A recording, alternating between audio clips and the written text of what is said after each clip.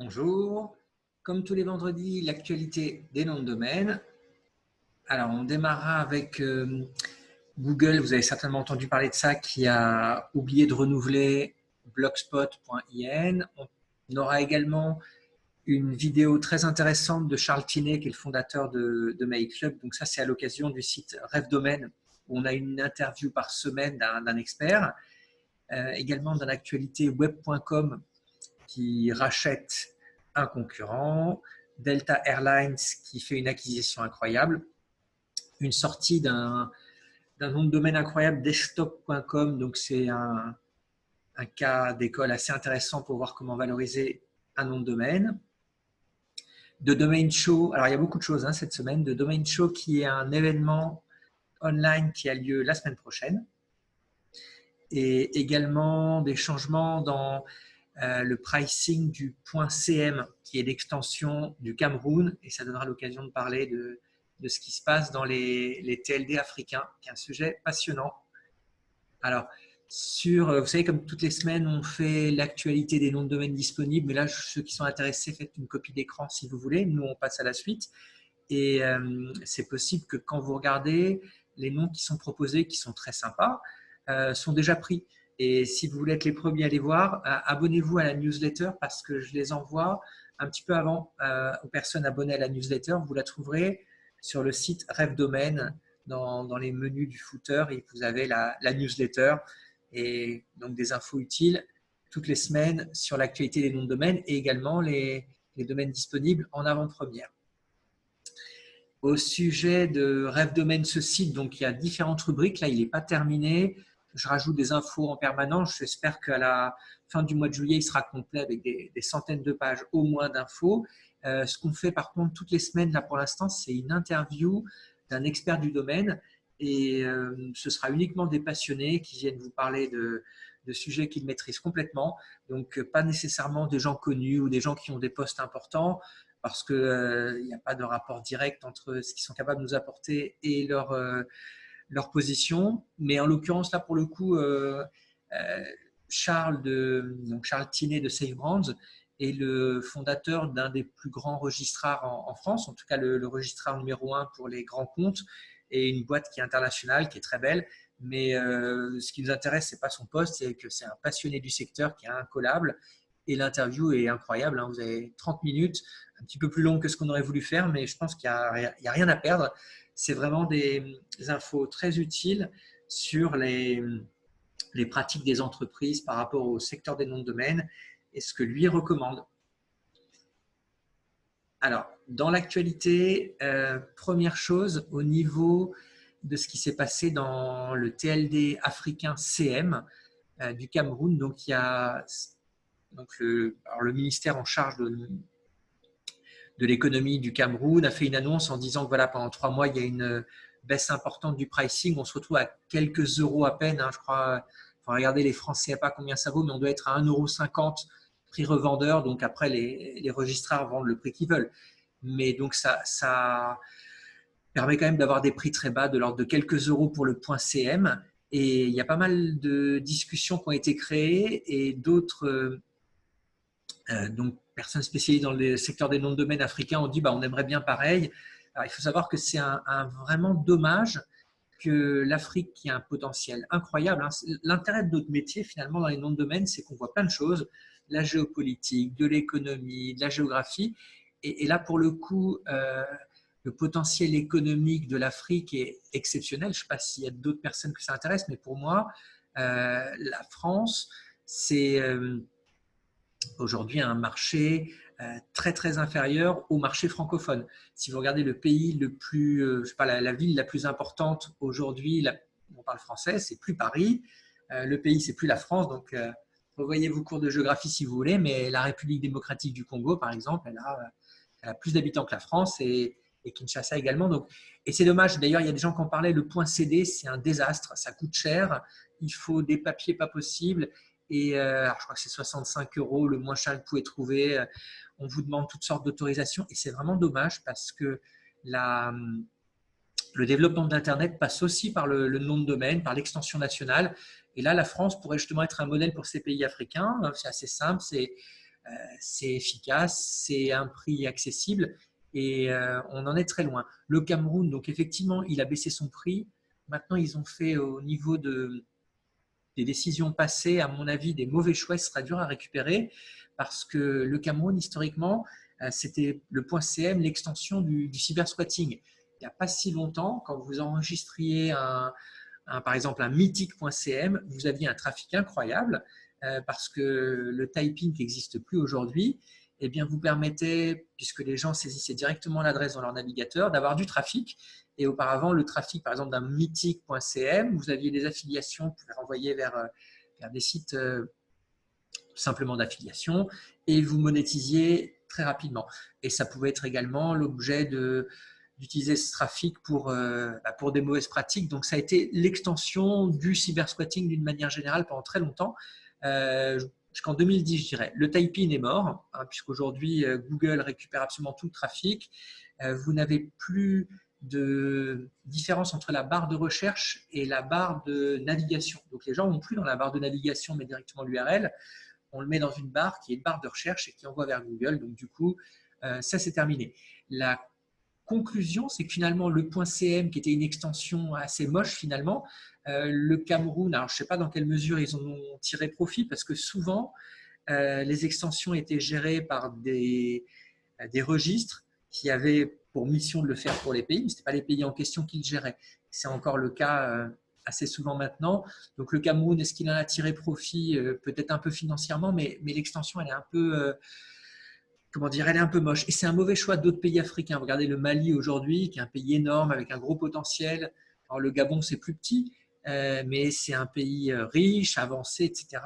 Et eux, aujourd'hui, leur extension .ml, .ga, bah, c'est gratuit. Mais qui dit gratuit dit spam, mauvaise pratique. Alors évidemment, il y a un nombre, il faudrait vérifier, mais je crois qu'il y a plus de .ga et même de .ml que de .fr. Voilà, on doit être au même niveau.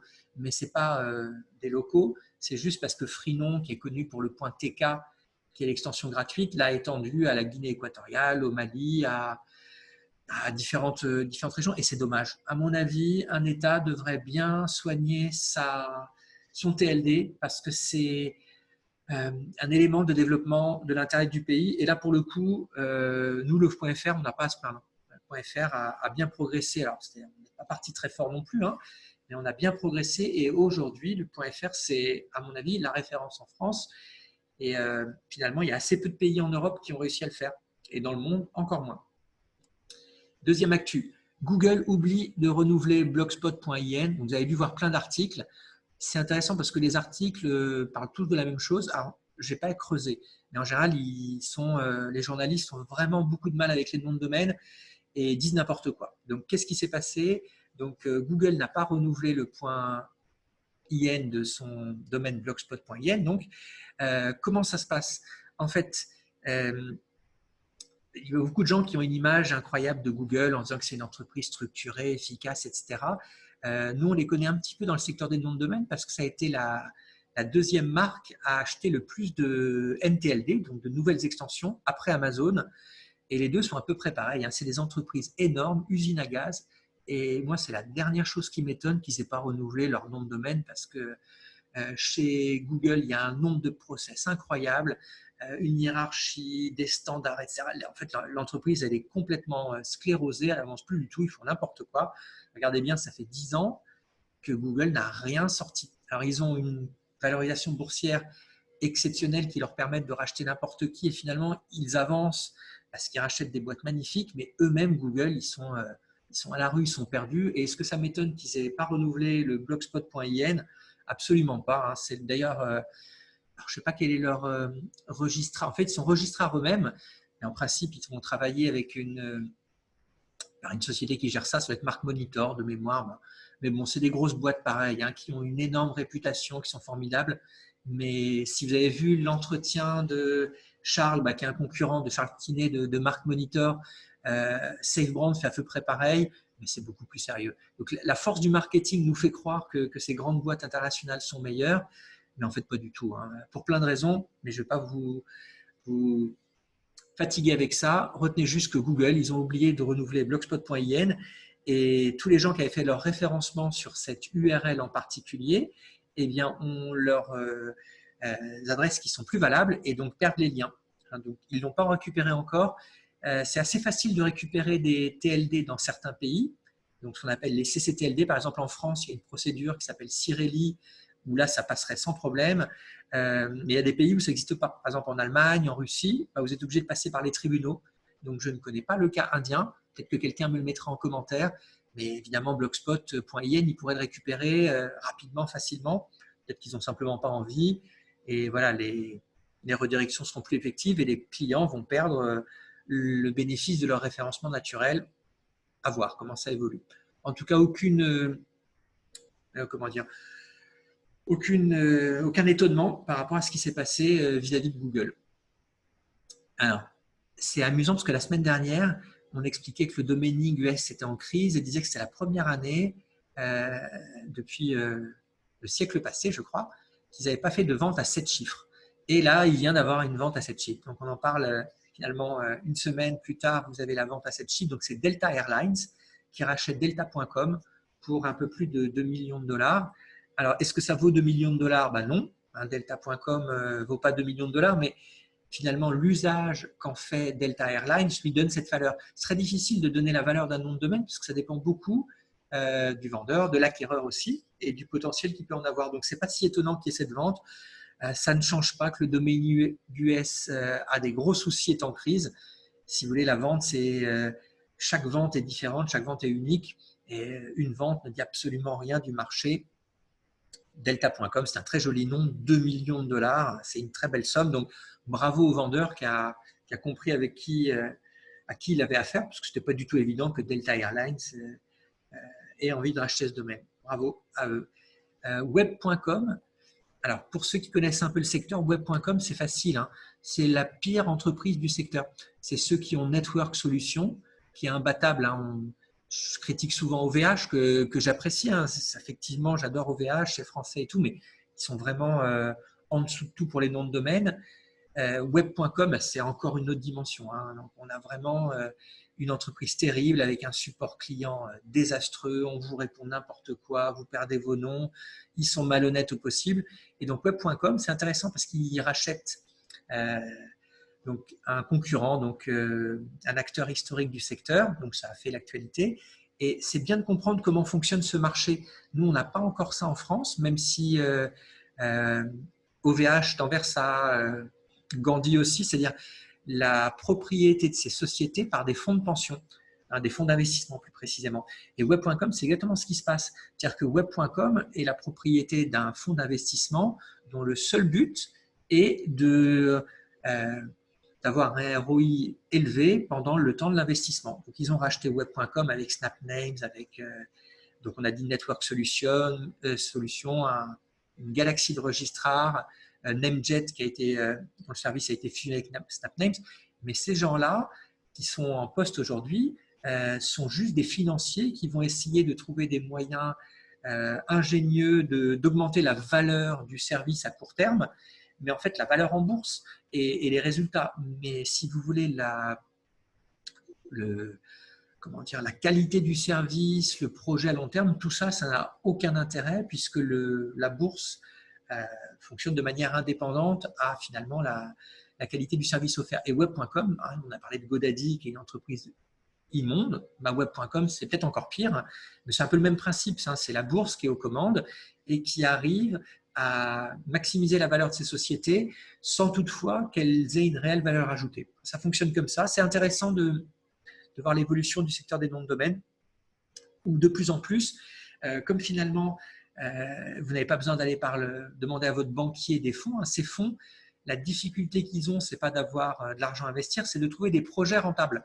Et aujourd'hui, dans le secteur des noms de domaine, il y a encore quelques acteurs indépendants comme Dynadot qui va certainement être acheté par GoDaddy, par qui vous voulez. Donc, il y a des concentrations en permanence et les concentrations vont vers une dégradation considérable de la qualité de service.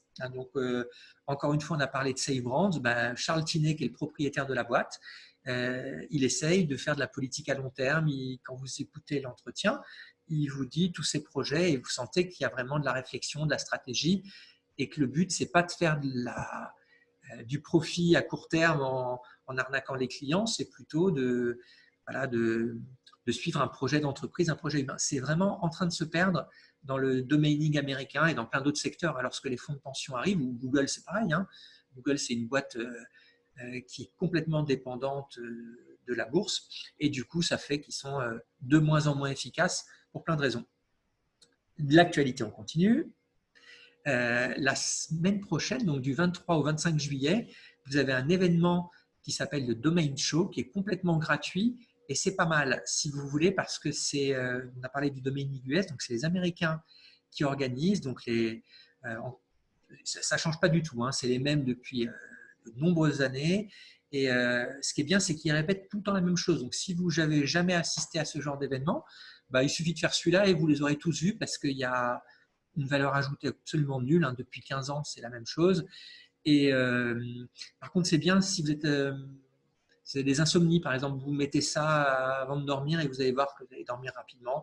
Donc, bon, c'est gratuit, c'est le seul avantage. C'est dommage que cette industrie soit complètement bloquée. Nous, en France, on a, bizarre, en Europe, je ne dirais pas qu'en France, mais on a une approche beaucoup plus, comment dire, beaucoup plus transversale des noms de domaine. Les noms de domaine, c'est intéressant pour le référencement, pour le juridique, pour le naming, créer des marques, pour la partie sécurité informatique. C'est-à-dire qu'on apprend plein de choses avec les noms de domaine. En Amérique, ils se sont vraiment arrêtés. C'est un actif. J'achète, je le vends. Et j'essaye de raconter des histoires les plus belles possibles pour le vendre le plus cher possible. Par exemple, ici, si vous regardez dans les intervenants, là, Andrew Roosner, c'est un des domainers en vogue en ce moment. On avait parlé de Mike Mann et Rick Schwartz, qui sont les deux plus connus. Mais là, on ne peut plus les laisser parler parce qu'ils sont... ils ont vraiment un niveau d'école primaire hein, quand ils parlent, donc c'est un problème. Là, Andrew Roosner, il est un peu plus jeune, il est un peu plus classe, mais aucun intérêt. Michael Seeger ici, c'est pareil. Là, pareil, ce beau gosse, hein, c'est très, très américain.